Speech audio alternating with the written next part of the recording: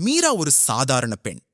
குடும்ப வறுமை காரணமாக கல்லூரி படிப்பை பாதியில் நிறுத்திவிட்டு வேலை தேட ஆரம்பித்தாள்.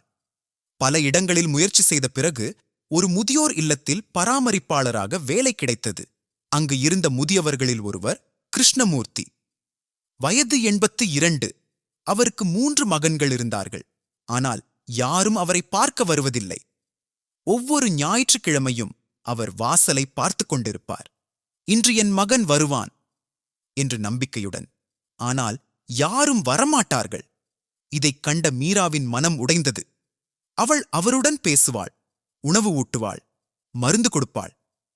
மெல்ல மெல்ல கிருஷ்ணமூர்த்திக்கு மீரா தனது மகள் போலவே ஆகிவிட்டாள். ஒருநாள் அவர் மீராவிடம் கேட்டார், நான் இறந்த பிறகு என்னை யாராவது நினைப்பாங்களா? மீராவின் கண்களில் கண்ணீர். நான் நினைப்பேன் தாத்தா என்றாள். சில மாதங்கள் கழித்து கிருஷ்ணமூர்த்தி இறந்துவிட்டார். அவருடைய பொருட்களை சுத்தம் செய்யும்போது ஒரு பழைய டைரி கிடைத்தது. அதில் ஒவ்வொரு பக்கத்திலும் தனது மகன்களைப் பற்றி எழுதியிருந்தார். கடைசி பக்கத்தில் மட்டும் ஒரு வரி, என்னை பெற்ற மகன்கள் மறந்துவிட்டார்கள், ஆனால் எனக்காக அழுத ஒரு மகள் கிடைத்துவிட்டாள்.